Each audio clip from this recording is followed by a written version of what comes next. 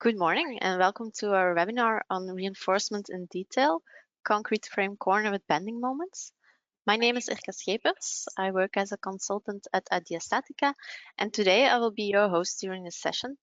My colleague Sebastian van Hassel works as a product engineer, and during this webinar he will model a frame corner, analyze the results, and explore different reinforcement configurations in our detail application.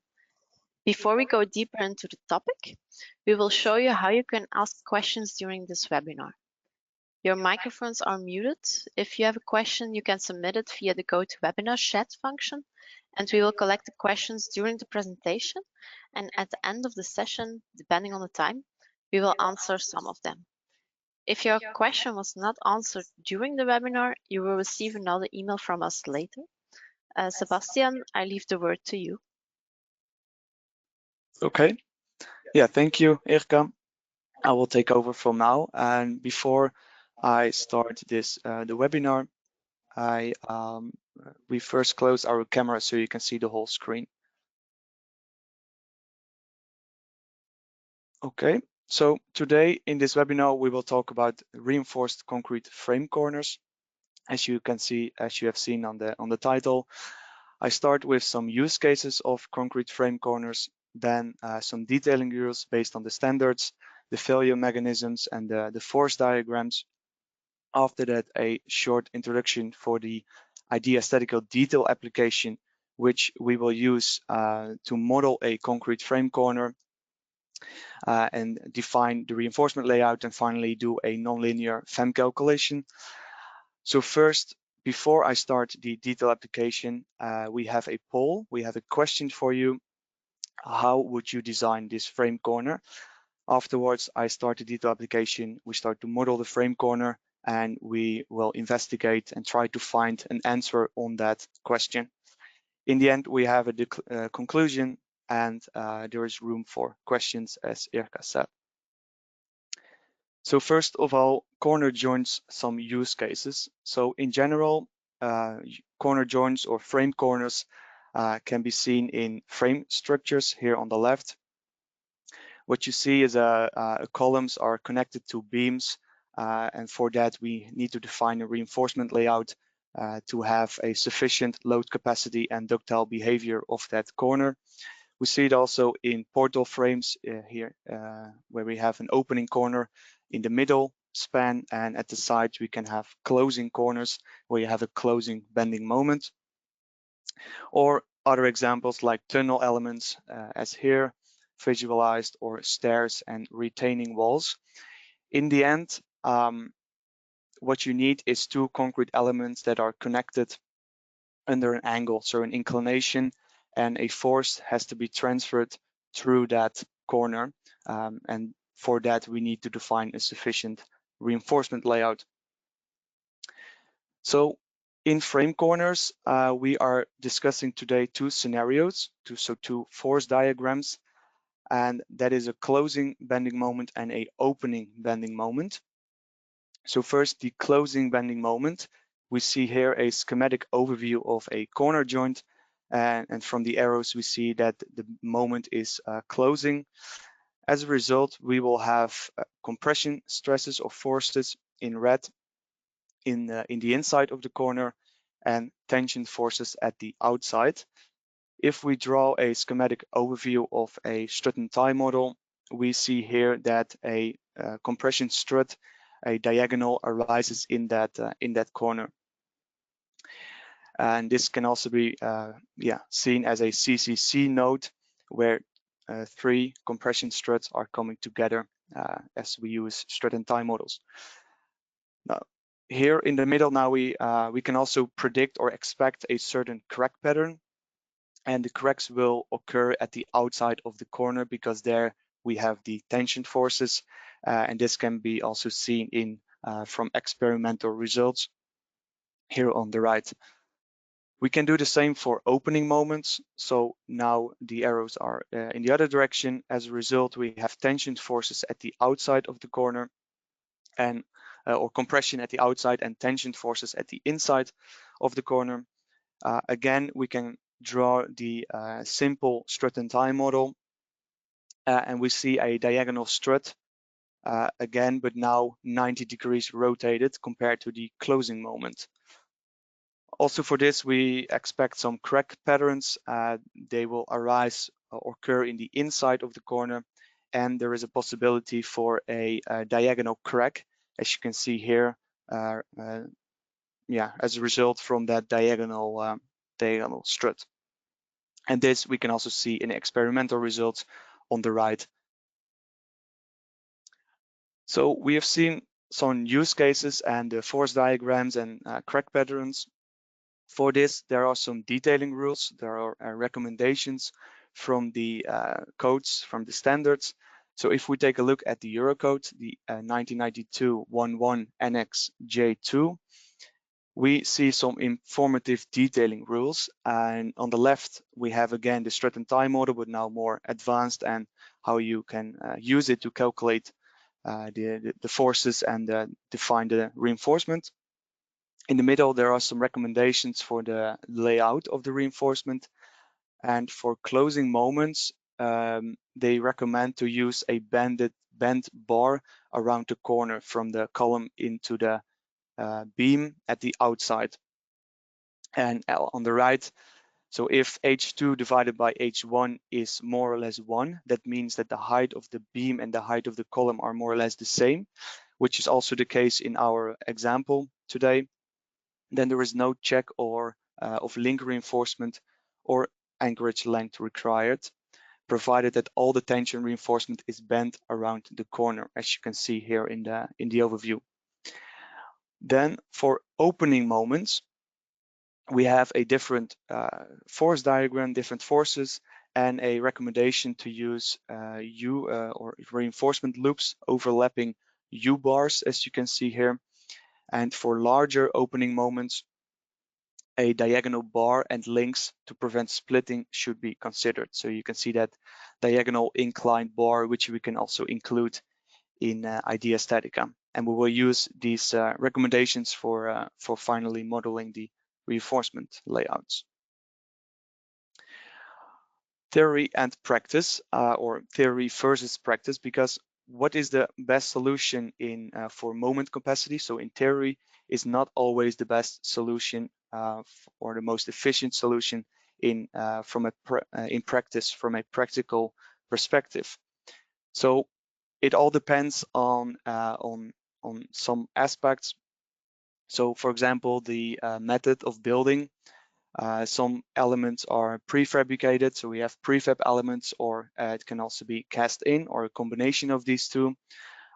So here on the right, for example, the column is first erected or constructed as a prefab column, and then the beam is cast in or poured afterwards.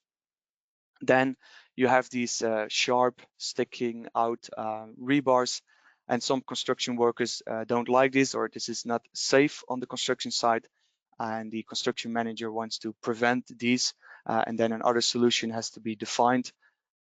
Or what can be the case is that there's simply not enough space to add or to construct some of these reinforcement bars, as you can see in the image.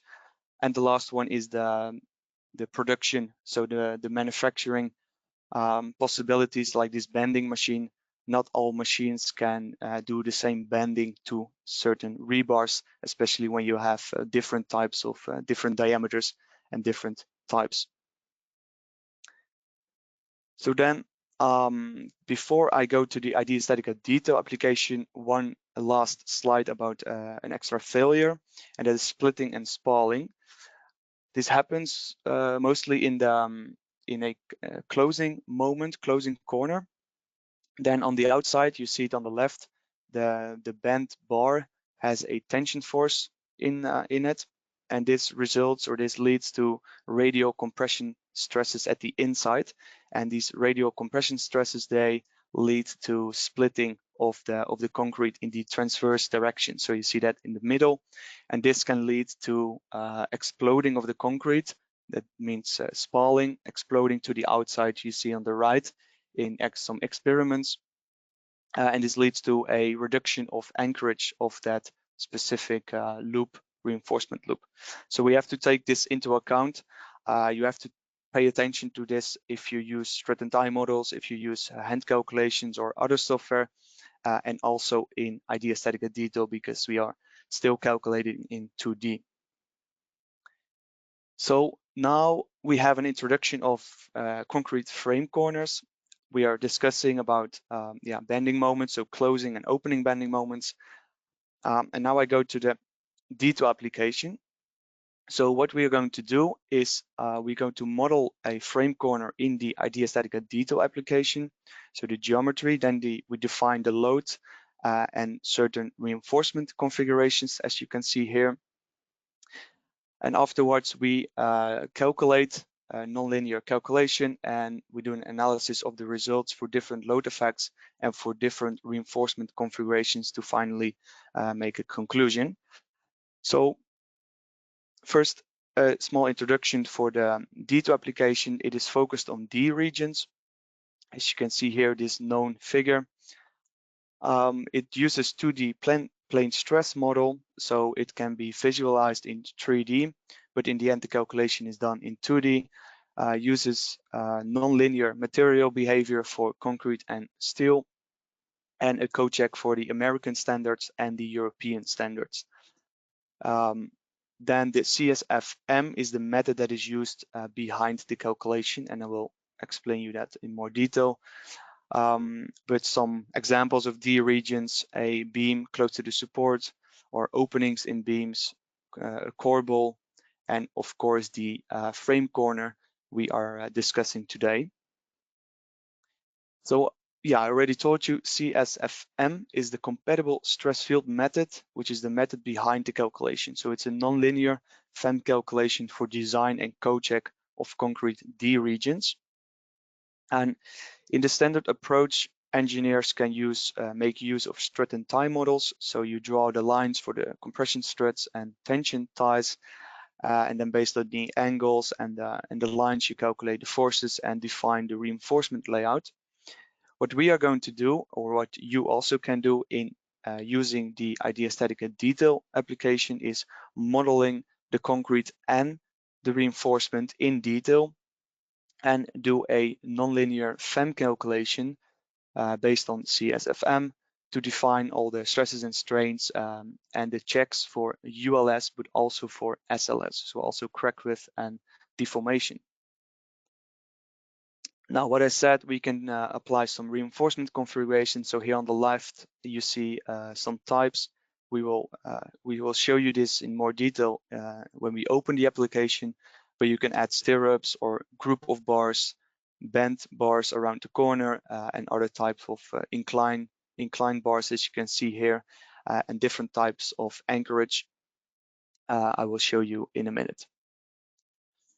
So in the end, all code checks for your project, that means strength, anchorage for ULS code checks, but also stress limitations, crack width, and deformation, so the SLS code checks. We are now going to do a short poll to get a better idea for audience. So the question is as follows: how would you design this concrete frame corner with opening bending moment? So take a look at it. It's really the opening bending moment. A, 2 bended rebars, B, 2 overlapping loops with inclined rebar, or 3 overlapping loops. So these are there's a fourth option also. You can also choose another one, but I'm going to start a poll. Keep in mind those options because the pictures, they will not appear anymore. So I'm going to launch poll and you can choose your answer.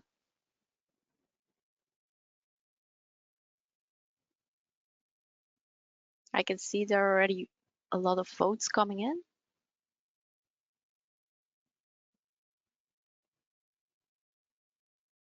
I can see also that most of the people, almost 70%. No, it's getting a little bit lower. I'm going to shut off a little bit more, and that can influence any other answers. Yeah, what do you think, Irka? Yeah, personally, I have chosen option B.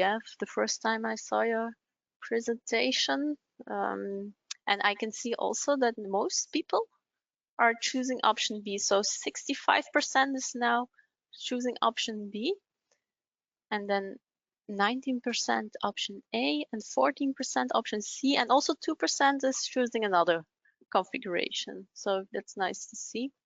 Now I think almost everyone has voted. So I'm going to close this one, and I'm going to share you the results. So here you can see also the results which we have received. So you can see that most of the people have chosen option B. So it's nice to see that everyone has participated. Nice.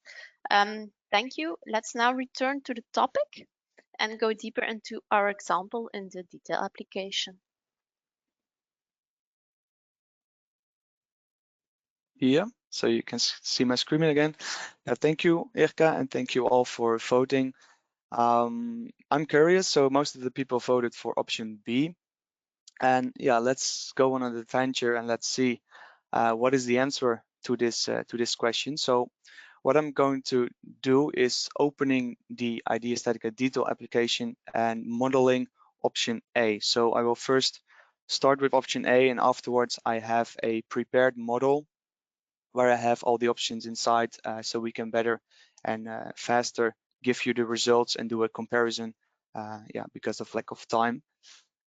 So I open the detail application, and so if we have the starting screen, we have under concrete the detail application, the first one, and this screen will open for you. So we have three options. So we start with the 2D. Maybe in the future we have 3D. What are the possibilities? You can define or choose for walls, beams, 1D elements, frame joints or diaphragms, which are sections for bridges, and a general one, so you can start from scratch. What we could do is starting with this topology, the frame corner, because that is exactly what we are discussing today. But I'm not choosing this one right now because here we already have all the reinforcement inside and the load effects, but I want to define them by myself. So I choose the general one, and we start with an empty field. So on the right, we can give it a name, so corner joint. The design code, you can choose between Eurocode and the American code, but I choose Eurocode. Concrete C3037, reinforcement B500B, and pre-stressing is not relevant for us today, but is possible. The concrete cover is 25 millimeters. I don't change this now, but this is of course totally dependent on your application. So for a retaining wall, we have a higher or a different concrete cover than for frame corners inside a building, of course. But for now, I leave it on 25. So I create the model, and if it starts, then we will see a white screen. So we need to start to build to create our frame corner, and we start with the geometry. So I will add a model entity, and here again we can add walls, beams, and these frame joints, and we choose the knee joint. In our example, we have a beam and column of 600 by 400 and the concrete C3037. So now we have already our nice geometry. I will show you the 3D view to better visualize it. On the right, we can still change some things for the geometry. So at the moment, we have trimmed ends. That means, for example, the beam, if I deselect that one, then the beam just ends here at the end. And this is, for example, can quickly show you like in this example, then you have an ended beam, so it's not trimmed at the end. But for our example, this beam is in reality continuous, so it continues through the next column. So what we want is a trimmed end, and then you can also add internal forces to it, and that's also what we will do today. Furthermore, the lengths of the beam and column are now 2 meters. That's fine.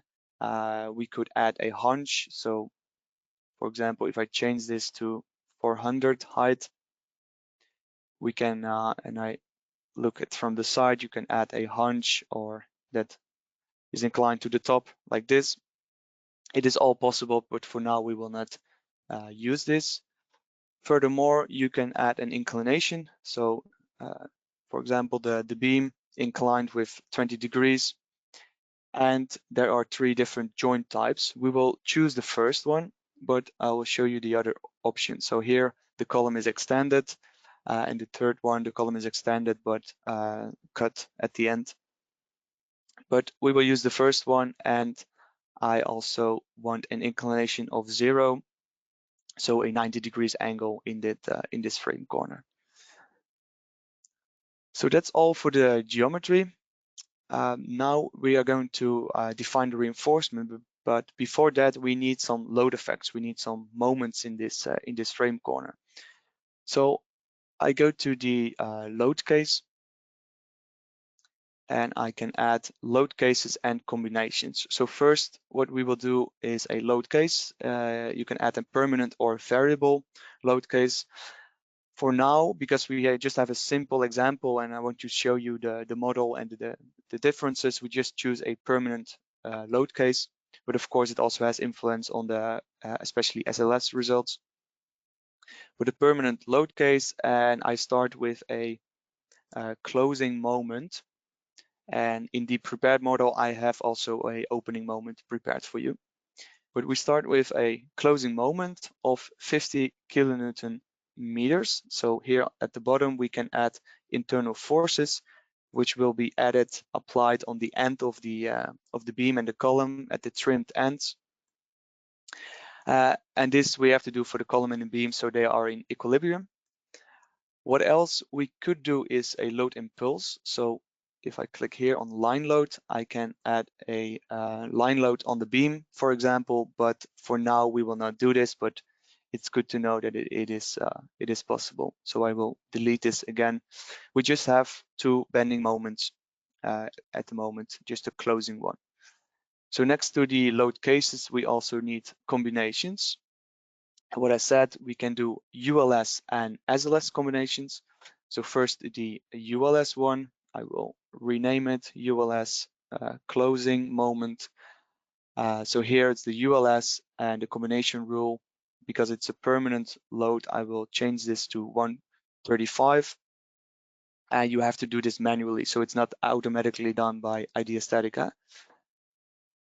That is the ULS. I can copy this to create 2 SLS combinations, the characteristic and the quasi-permanent.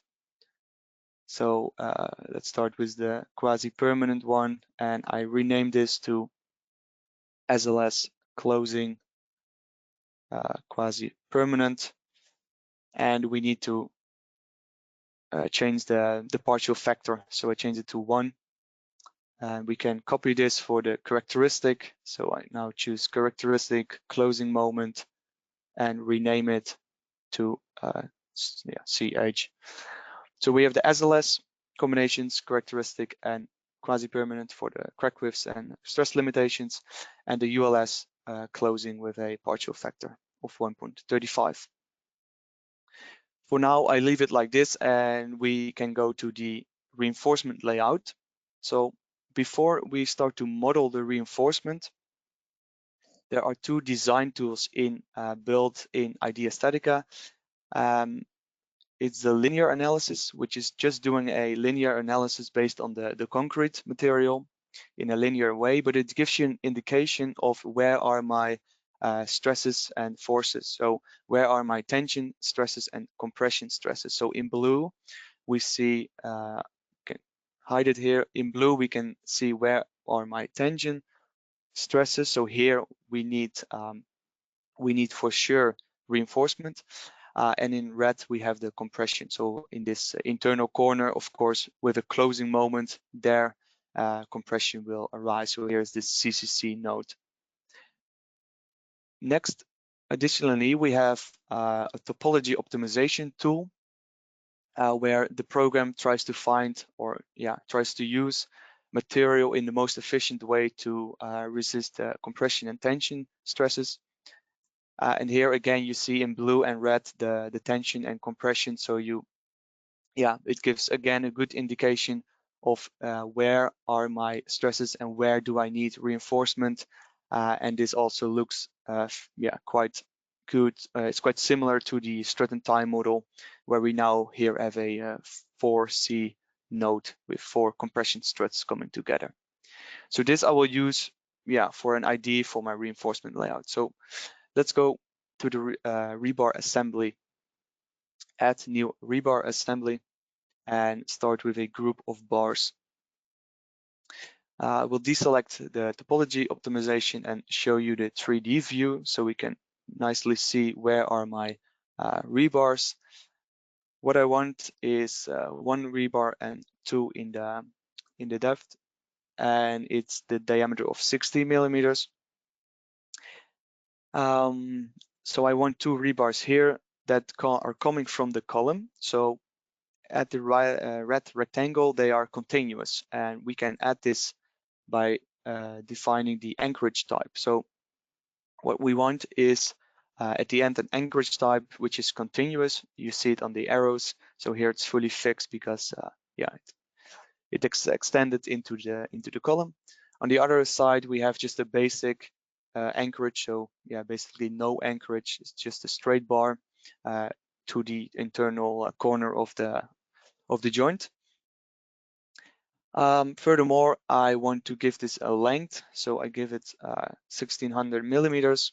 So it's almost in the corner, but we could also change this to, for example, longer, so we can extend it, and we can also change the anchorage. So, for example, a hook like this.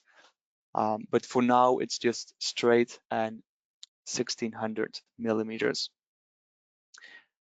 If we go back to the presentation, so we see we have these bars coming from the column and the beam, and then we have some bent rebar and the cages. So this I can copy for the other side of the column, and I can copy this for the beam.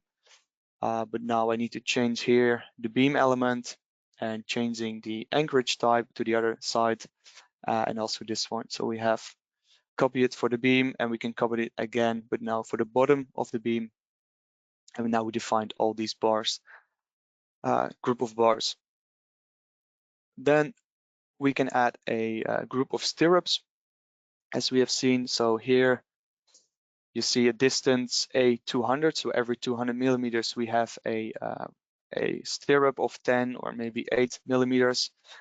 And I will change the direction so we have a nice stirrups going almost into the corner.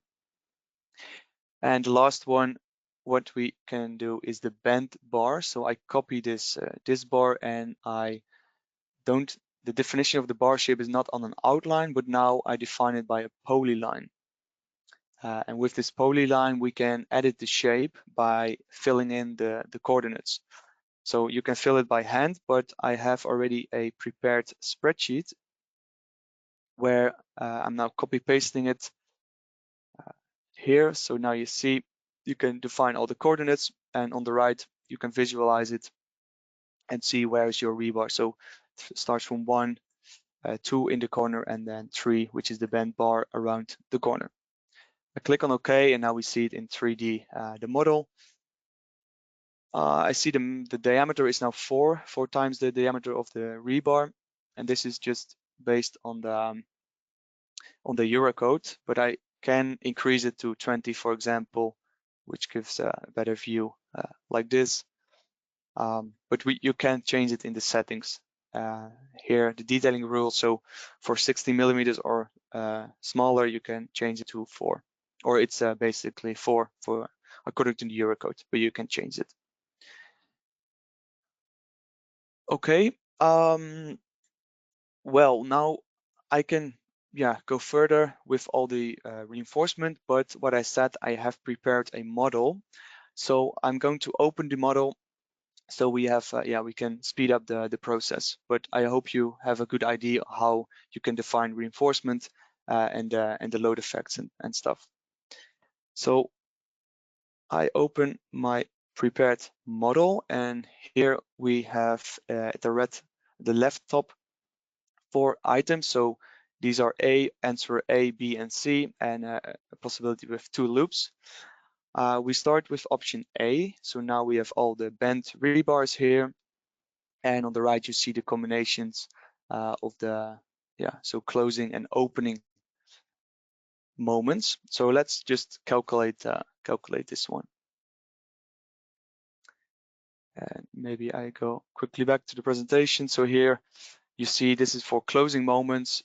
Most of the cases you use that bent bar around the corner, but we will check it for closing and opening moments. So what we see on the left top is a summary.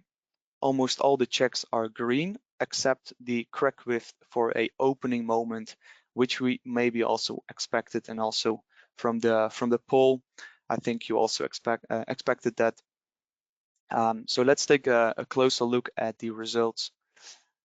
So we go to the check tab, and we can see the checks, the code checks in more detail. So it starts with a summary. Here are the compression stresses, the steel stresses, and the anchorage stress. But just take a look at it in more detail. This is more an overview. So on the top here, we just go over all of them and start with the strength, where we can analyze the strength of concrete and of the reinforcement. So first the concrete for a closing and opening moment. What we see here is really nice, the compression stresses in the concrete and this compression strut, this diagonal, which we also expected if we take a look at the strut and tie models, like here. For an opening moment, we have this diagonal compression strut in this direction, and this is exactly what we also see here. So I think it's really great to see this back into the nonlinear calculation of IDEA StatiCa. For the closing moment, you see these stresses inside the corner, and again nicely this compression strut, but then in the other direction, and the radial stresses here from that bent rebar. So the radial stresses that can lead to splitting. Now everything is fine. So 51.3%, which is below the utilization. So the unit checks are good. What can we see more? So we can also take a look at the strains, which is of course important if we look at the crack widths, because based on the strains, the crack width is calculated. You can see here in blue these strains inside that corner for opening moment. And what else? Also the reinforcement. So for closing, we see that bent rebar has a lot of stress in it, which we would expect, and that's also where it is designed for. And for the opening moment, more inside this corner, and these stirrups take up a lot of some stress. So what we need to do is to strengthen these stirrups, or to define another reinforcement layout that not all these stirrups take up the stresses. So furthermore, we have the anchorage. So also for the closing and opening moment. And in most cases here at the end, you see 99.8%, but that has all to do that this rebar has no anchorage, so it's just a straight bar, and there's an overlap with that other rebar. So it's almost 100%, but that's normal, and here the stresses can redistribute over that rebar. And furthermore, you see here all the anchorages. And on the right, in more detail, the table. So here it is better to take a look at the F total divided by the F limit, which makes more sense to check instead of these stresses. And we also have the FA, which is now for all of them almost 0, because we don't have an anchorage. If you have a full bond anchorage, this value will be higher. Furthermore, the stress limitations. So the SLS, also long time and short time effects. Here you see again this nice compression diagonal back into the concrete.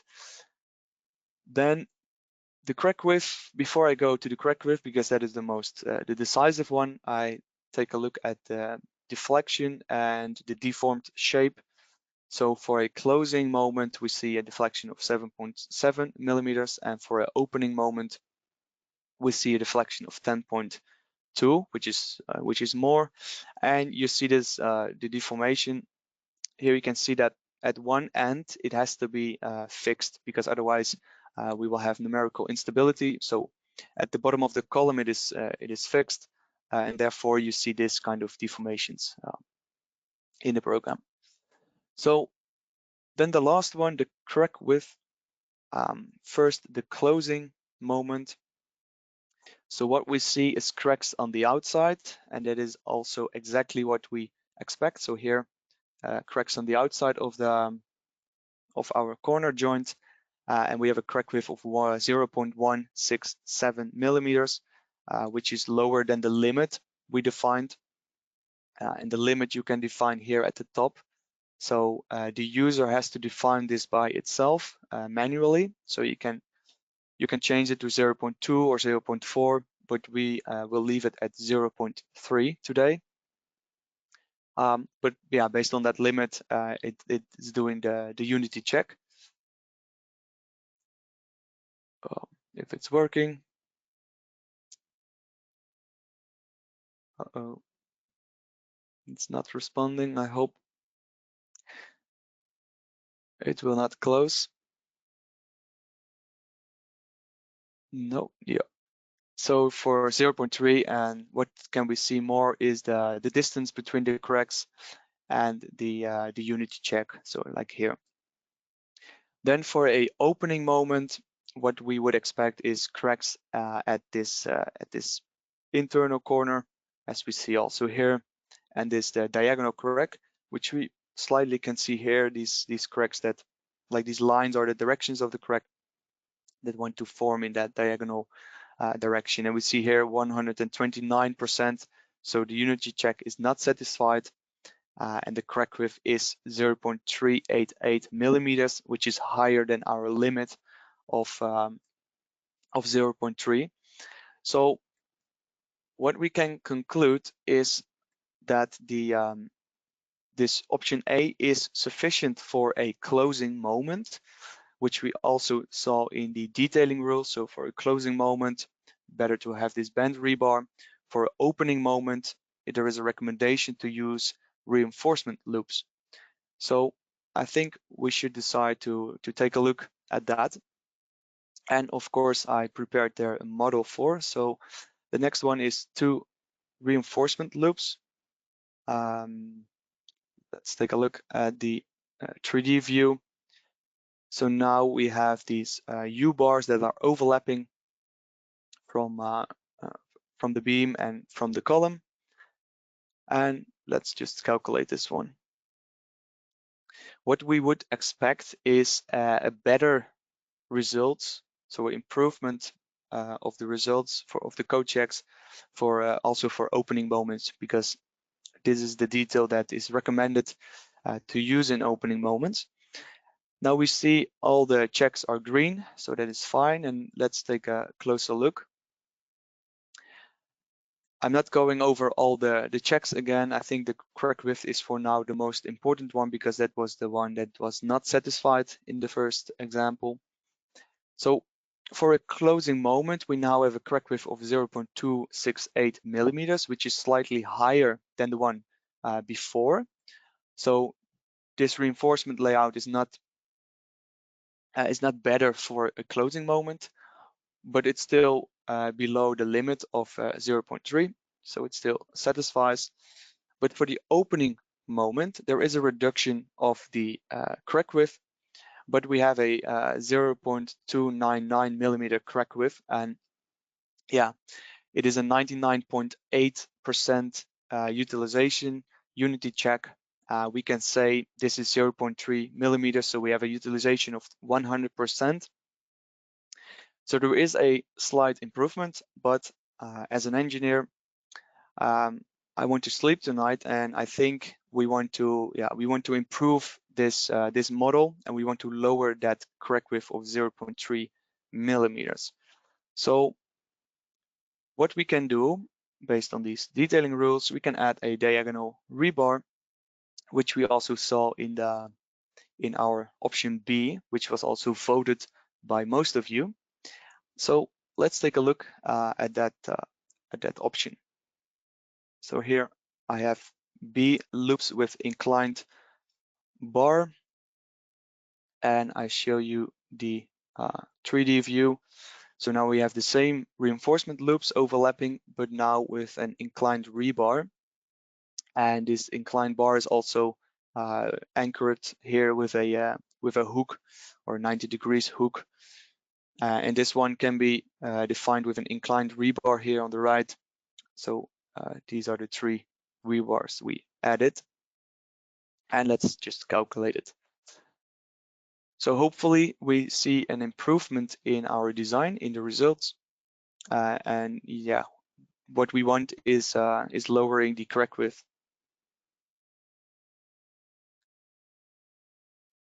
Yes, so on the left we see 5 green checks and the crack width is reduced. So now 82.7%. And this is also for the closing moment. So we have to take a closer look. So for the closing moment, what we see 0.248 millimeters is not a big difference. So these inclined bars, yeah, don't make sense for the closing moment, as we also would expect, because it's more used for the opening moment corner joints. If we take a look at the opening moment, we see now a 0.245 millimeters, which is a reduction of the crack width. And so it has a positive impact, positive effect on your results. And we could say using these inclined bars is a good way of strengthening, improving your model, your frame corner. However, my construction manager also wants to sleep, and he said to me that he wants to prevent these inclined rebars because this can be for safety. It can be dangerous on the construction site. This inclined rebar is sticking out of my prefab concrete column, and I just want to prevent it. So can you find maybe an alternative for my design? Then, by using IDEA StatiCa Detail, the engineer is so flexible to define different alternatives and also calculate it accurately and easily modeling new reinforcement layouts.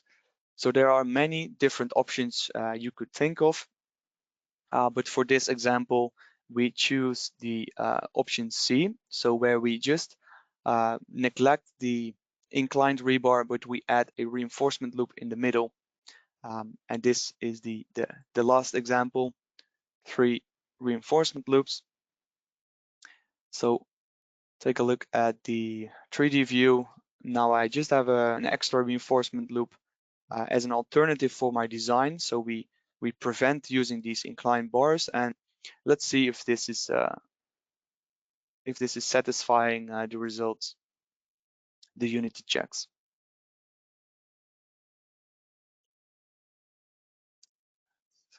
Calculating the CSFM, and now we see a significant reduction in all of the code checks. So if we take a look at it, and we take a look at the first at the crack width, you see now a crack width of 0.16 millimeters for a closing bending moment, which is a significant reduction for the closing moment. And then for the opening moment, which is even a more significant reduction, now 0.126 millimeters. So this has a huge positive impact on your design just by adding that 3rd reinforcement loop, and not only for the crack width, but also for all the other cases like strength, anchorage, and stress limitations. So as a conclusion, what we could say is that using this extra reinforcement loop is the answer, is also the answer to our poll, to our question. So let's go back to the slides, and so here I have the results of the poll. So how would you design this frame corner under an opening bending moment? As a conclusion, option A is good for the closing bending moment, as we have seen in the detailing rules and in the results, but not for a opening bending moment, because then the crack width, the SLS code checks do not satisfy. Option B is a good alternative for opening moments, especially when you use these inclined rebars, and also the one most of you voted for. However, we've also seen that the inclined rebar is not so effective as we initially thought, and that option C is by just adding that third reinforcement bar or loop, we see a significant effect, a significant improvement of our results, where we also could prevent the inclined bar, so made our construction manager happy. So in the end, we could say option C is the answer to our poll. However, to end this presentation, there is not one answer. So there are so many aspects that you can think of, and many of these aspects you can include when you use IDEA StatiCa. So you can define all these different kinds of reinforcement layouts. So adding these diagonal stirrups, for example, and you can in this way include the practical insights of your construction workers. And yeah, you can model almost every geometry you can think of. So include inclinations or make the height of your member larger. It also affects the reinforcement layout, of course, or make it thicker or wider, etc., etc.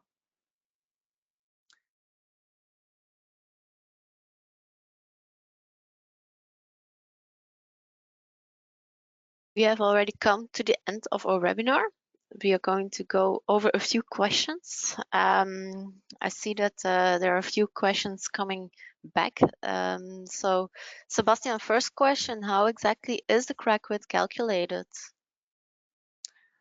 Yes, let's go back to our model. So if we have option C, we have the crack width. Now what we have seen is these lines, and now first of all I want to say is that you have to notice is that the crack width is only calculated on locations where there is also reinforcement rebar. So you can see here where there is reinforcement, the crack width is calculated.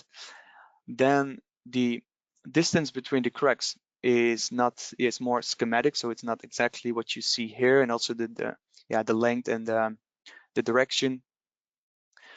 Then on the top I showed you the limit we can change manually.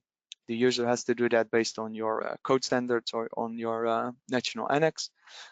We can take a look at the distances and the unreinforced area. So now my whole concrete is reinforced, but it can happen that part of your element is not reinforced, and then you will see this in green here in your model, and then you have to reinforce for that area. What's more, maybe I can open my our support center, our website. So if you go to the support center and take a look at the theoretical background, we have the IDEA StatiCa Detail theoretical background. So also for your information, here is everything, everything about the detail application. And you see this window. So here, for example, you see a nice stabilized crack pattern. And what we do include is tension stiffening. So this is the stress strain diagram for steel rebar. This is the bilinear model, so the black one with a specific stiffness of your steel. But we include tension stiffening so that between the cracks there is this concrete block that helps increasing the stiffness of your steel rebar, and that is included in this way, so in the stress strain diagram of the rebar. Then what do we have? Maybe I go to the welds. We see it here, So there is a distinction between stabilized cracking and non-stabilized cracking. And stabilized cracking is like that the distance between the cracks is more or less the same, and that is calculated by integrating the strains from the steel and the concrete over over that distance between the cracks. So if we take a look here, you see this nice that this area here is definitely a stabilized cracking, because the width distance between the cracks is more or less the same, and all the cracks are there. No more cracks can arise. They can only be bigger or larger and larger. Then the non-stabilized cracking is a good example is an opening frame corner, where you have one crack here in your internal joint, and that is calculated with the where are we here? Here on the right, you see this opening corner, this crack pattern, and that's with the non-stabilized cracking model based on the POM, pull-out model, where we also integrate the strains of the steel and the concrete over a certain length, which can be defined based on that pull-out model. Furthermore, there's more information here, also explanation of the tension stiffening, etc.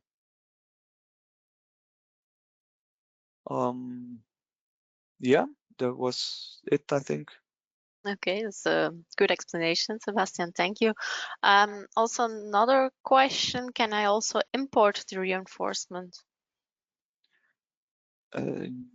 Yes. So if we go to design, or maybe I go to the other one we have seen. So here we have the this one I added as a polyline, so you can define the coordinates. For this, I had a just a spreadsheet, so you can copy and paste your coordinates, or you can find them by yourself. But what we can also do, and when you have large beams or walls, and you can draw it in CAD or in other CAD software, you can import it as a DXF. So here we have a DXF import, group of bars, or a pre-stressing tendon, and you can import just a DXF file. For now, I don't have a DXF prepared, but yeah, you can do it. You can do it there. Okay, clear. Thank you. So I think we will go further because the rest of the questions that were not answered, as we said, you will receive an email afterwards from us. And then, finally, we would like to inform you that the release of our new version is scheduled for the 24th of April. Stay tuned, I would say. Our first version of 3D Detail will be available. You can see a small sneak peek.